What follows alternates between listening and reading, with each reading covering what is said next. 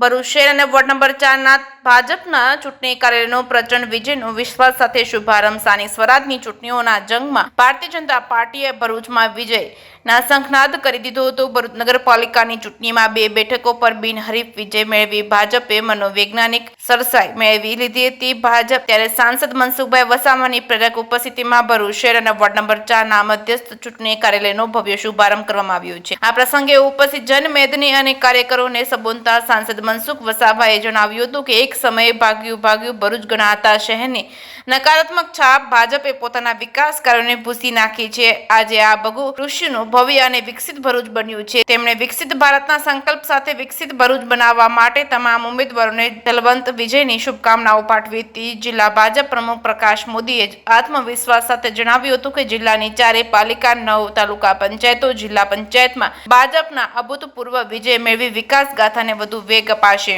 જ્યારે ભરૂચના ધારાસભ્ય રમેશભાઈ મિસ્ત્રીએ ભાજપમાં કોઈ પૂર્વ નથી, બધા જ વર્તમાન છે તેવો મંત્ર આપી કાર્યકરોની ફોજને ચૂંટણી મેદાનમાં ઉતરી પડવા આહવાન કર્યું હતું। પૂર્વ ધારાસભ્ય દુષ્યંત પટેલે પણ તમામ ઉમેદવારોને વિજય બની નવો કીર્તિમાન સ્થાપિત કરે તેવી આશા વ્યક્ત કરી હતી। છે કે સિંહ સાથે કેતન મહેતા, ભરૂચ।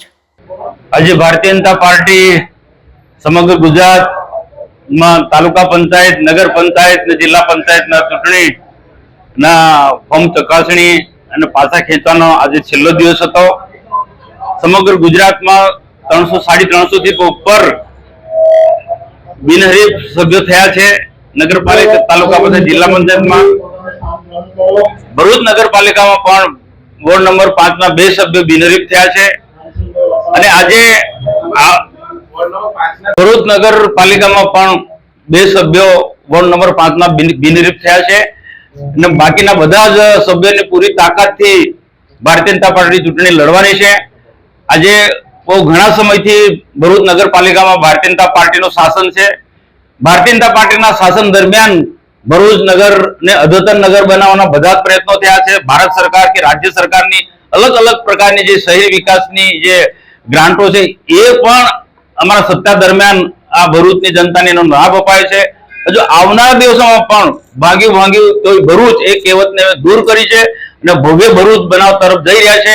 તો આ વખતે પણ ભરૂચ નગરપાલિકા બહુ સ્પષ્ટ બહુમતીથી જીતવાની છે। સામેના લોકો આમ આદમી પાર્ટી હોય કે કોંગ્રેસના ગમે તેવો અપપ્રચાર કરતા હોય, પરંતુ ભારતીય જનતા પાર્ટી એક વિચારધારાને ભરેલી કાર્યકર્તા છે અને કાર્યકર્તાઓની પાર્ટી છે અને વહીવટમાં પણ અમારો પારદર્શક વહીવટ છે। આજે કેન્દ્ર સરકાર હોય કે રાજ્ય સરકાર કે નગરપાલિકા, તાલુકા પંચાયતમાં ભૂતકાળના શાસનમાં સારામાં સારો વહીવટ અમારા ભાજપ શાસનમાં રહ્યો છે।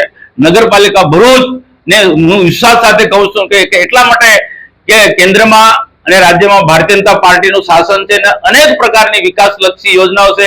શહેરી વિકાસ હોય કે પછી રૂરલ ડેવલપમેન્ટ લગતી આવી અનેક પ્રકારની યોજના છે અને 2047માં જ્યારે વિકસિત ભારત બનાવવાનો છે તો એને ધ્યાનમાં રાખીને આવનાર દિવસમાં આ ભરૂચ નગરનો અને સંપૂર્ણ રીતના અમે વિકાસ કરીશું। અને આજે ઉમેદવારોના પ્રચારને સરળતા રહે એટલા માટે આજે મધ્યસ્થ ચૂંટણી કાર્યાલય નગરનું આજે ઉદ્ઘાટન કરવામાં આવ્યું છે। આ પ્રસંગે અમારા ભરૂચ જિલ્લા ભારતીય જનતા પાર્ટીના પ્રમુખ પ્રકાશભાઈ મોદી, આ વિસ્તારના ખૂબ ઉત્સાહી અને જાગૃત ધારાસભ્ય ભાઈ શ્રી રમેશભાઈ મિસ્ત્રી અને અમારા સ્થાપક કહી શકાય કે જેની સામે વર્ષોથી અમે કામ કર્યું એવા પાર્ટીના પૂર્વ પ્રમુખ ખુમાનસિંહજી, મહેસૂલ મંત્રી પણ રહી ચૂક્યા છે, મારુતિસિંહ આટોદરિયા, પાર્ટીના પૂર્વ પ્રમુખ અને વર્તમાનમાં પાર્ટીના ઉપપ્રમુખ નીલભાઈ પટેલ, વરિષ્ઠ આગેવાનો, ધારાસભ્ય પૂર્વ દુષ્યંતભાઈ પટેલ, બધા જ વરિષ્ઠ આગેવાનોની ઉપસ્થિતિમાં આજે કાર્યાલયનું અમે ઉદ્ઘાટન કર્યું છે અને શુભેચ્છા પાઠવું છું કાર્યકર્તાઓ અને ઉમેદવારોને કે ખૂબ